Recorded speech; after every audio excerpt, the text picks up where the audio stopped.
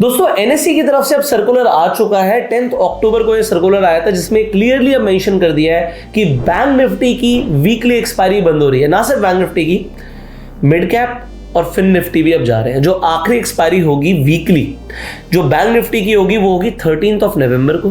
Mid cap की weekly आखिरी expiry है 18 नवंबर को और फिन निफ्टी की आखिरी एक्सपायरी होगी 19 नवंबर को। अब ये जो एक्सपायरीज वीकली खत्म हो जाएंगी, इनकी सिर्फ मंथली एक्सपायरी आपको मिलेगी।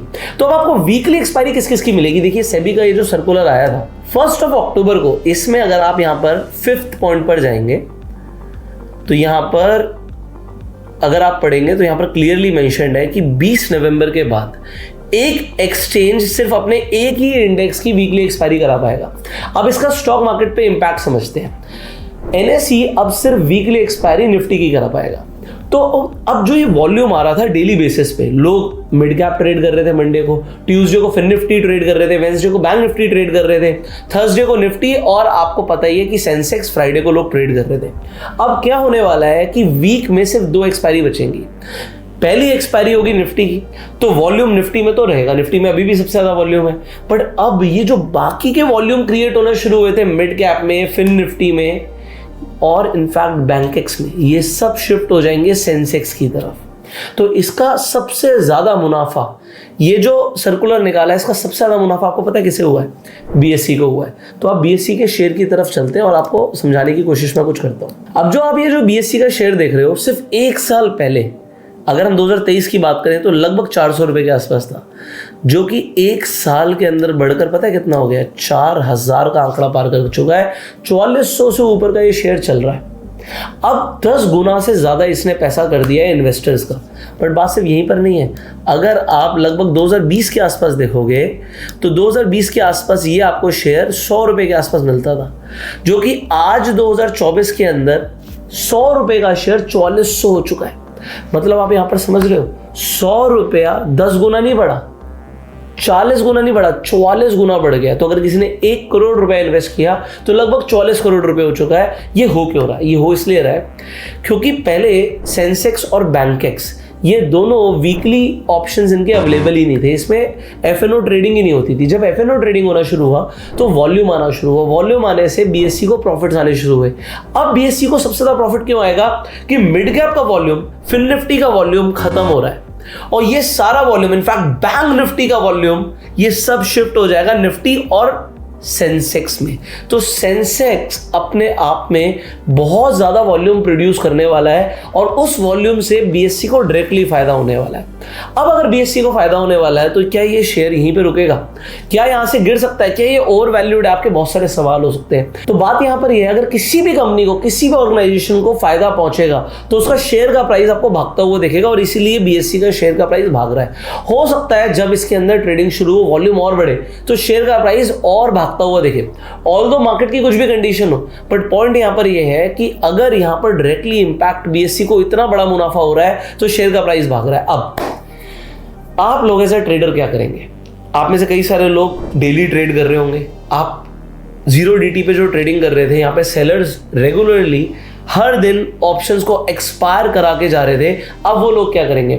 उन्हें अपनी स्ट्रैटेजीज को चेंज करना पड़ेगा। इनफैक्ट कई सारी स्ट्रैटेजीज, हम में से भी बहुत सारे लोग बैंक निफ्टी के ऊपर ट्रेड कर रहे थे। अब बैंक निफ्टी की अगर ट्रेडिंग वीकली बंद हो रही है तो आपके पास 2 ऑप्शन हैं। या तो आप ऐसी स्ट्रैटेजीज लेकर आए जो निफ्टी और सेंसेक्स में चले। निफ्टी और सेंसेक्स की जो स्ट्रैटेजीज हैं ये आप वीकली बेसिस पे चला सकते हो। तो वीकली बेसिस पे क्या होता है, जब लास्ट वीक बचता है किसी भी एक्सपायरी का, किसी भी इंडेक्स की एक्सपायरी हो रही होती है तो थीटा डी के बहुत तेजी से होता है। इनफैक्ट प्रीमियम बहुत छोटे होते हैं तो बायर्स का भी इंटरेस्ट आ जाता है। तो आप लोग या तो वीकली एक्सपायरी को ध्यान में रखते हुए, सेंसेक्स और निफ्टी को ध्यान में रखते हुए आप अपनी नई स्ट्रैटेजीज बना सकते हो, और या फिर आप मंथली एक्सपायरीज में ट्रेड कर सकते हो। देखो इससे स्पेक्यूलेशन डेफिनेटली कंट्रोल होगी। जो हर दिन बड़े बड़े स्पाइक्स आ रहे थे जिसमें रिटेलर्स का नुकसान हो रहा था, हो सकता है इससे रिटेलर्स का कम नुकसान हो। पॉइंट नंबर 2, अगर आप सेंसेक्स और निफ्टी की अलग अलग स्ट्रैटेजीज चाहते हैं तो आप क्या कर सकते हैं, आप एल्गो रूम्स पर जा सकते हैं। अब एल्गो रूम्स का अगर आपको सब्सक्रिप्शन फी चाहिए, एक एल्गो ट्रेडिंग सॉफ्टवेयर है, तो आपको स्क्रीन पर जो नंबर आ रहा है इस नंबर पर सिंपली एक हाई भेजना है, आपको एल्गो रूम का पूरा 1 महीने का सब्सक्रिप्शन मिल जाएगा। अब मंडे से आपको यहाँ पर पहली बात तो सेंसेक्स मिल जाएगा और बहुत जल्दी यहाँ पे टेम्पलेट्स में हम टेम्पलेट स्ट्रैटेजी डालेंगे, आप उन्हें जाके एडिट कर सकते हो तो आपको टेम्पलेट स्ट्रैटेजीज मिल जाएंगी जो आप ऑलरेडी यहाँ पर निफ्टी की वीकली स्ट्रैटेजीज हैं तो आप जाके टेम्पलेट में देख सकते हो, बहुत सारी निफ्टी की स्ट्रैटेजीज है बाइंग और सेलिंग की, वो टेम्पलेट्स हैं उन्हें आप जाके एडिट कर सकते हो, अपने हिसाब से टाइमिंग चेंज करनी है, आपको प्रॉफिट का या लॉस का टारगेट चेंज करना है, स्टॉप लॉस को कम करना है या ज्यादा करना है, आप कुछ भी कर सकते हो, चॉइस इज योर्स। बट बात यहाँ पर ये है कि एल्गो के थ्रू आप सेंसेक्स और निफ्टी के अंदर ट्रेड कर पाओगे वीकली ऑप्शंस में। इनफैक्ट मंथली ऑप्शंस की भी कुछ एल्गो ट्रेडिंग स्ट्रैटेजीज आपको स्ट्रैटेजी टेम्पलेट पे एल्गो रूम से बहुत जल्दी मिल जाएगी, तो आप जाके साइन अप कर सकते हो, पेपर ट्रेडिंग कर सकते हो, तो ये आपको बेनिफिट मिल रहा है। अब आप लोगों को जब तक ये अब वीकली एक्सपायरीज खत्म नहीं हो रही, हो सकता है कुछ वॉलेटिलिटी भी दिखे, कई दिन ऐसे होंगे जो पूरी तरीके से शांत होंगे, कई दिन बहुत वॉलेटिलिटी दिखेगी, क्योंकि अब जो डेली बेसिस पे 0DT पे लोग पैसा कमा रहे थे वो अपनी पोजीशंस को चेंज करने की कोशिश करेंगे। अब फाइनली सेबी ने तो क्लियर कर लिया कि भैया 20 तारीख से आपको वीकली एक्सपायरीज को लिमिट करना है और यहां पर NSE ने क्लियर कर दिया कि जो लास्ट एक्सपायरी हो रही है वो 19 तारीख को हो रही है फिर निफ्टी की। अब इसके अंदर क्या हो सकता है, देखो कई सारे लोग मिड कैप सेक्टर के अंदर इन्वेस्टेड थे, बड़े बड़े ऑपरेटर्स की मैं बात कर रहा हूँ जो कि कहीं ना कहीं मिड कैप में ट्रेडिंग भी कर रहे थे, जो स्पाइक्स आते थे वो किसी बड़े ऑपरेटर ने कोई बड़ा माल बेचा या बड़ा माल खरीदा उसकी वजह से सीधा ऑप्शन के चार्ट पर आपको स्पाइक दिखता था। तो अब हो सकता है वो यहां से अपना रुझान हटाएं और निफ्टी और सेंसेक्स की तरफ लेके जाए।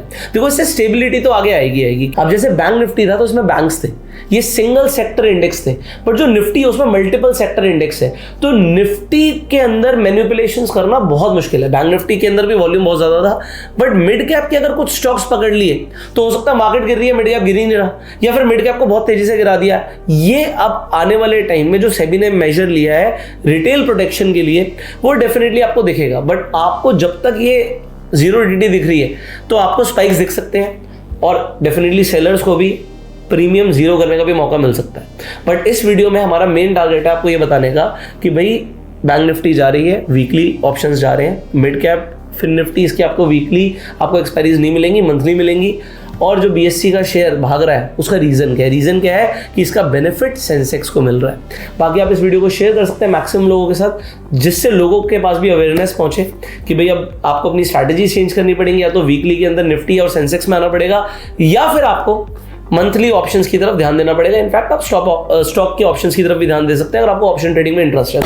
सो आप शेयर कीजिए इस वीडियो को, प्यार देने के लिए लाइक कर सकते हैं, सब्सक्राइब कर सकते हैं, बेल आइकन पर क्लिक कर सकते हैं। आपको क्या लगता है कि ये जो चेंजेस हो रहे हैं इससे रिटेल को क्या फर्क पड़ेगा? एज अ ऑप्शन बायर अगर आप बाइंग करते हो तो क्या फर्क पड़ रहा है, और एज अ ऑप्शन सेलर आपको क्या फर्क पड़ेगा? अपना सजेशन, अपना फीडबैक कमेंट्स में जरूर दीजिएगा, लोगों को काफी कुछ जानने को मिलेगा। Share this video, we will see in the next video. You are self made and जय हिंद।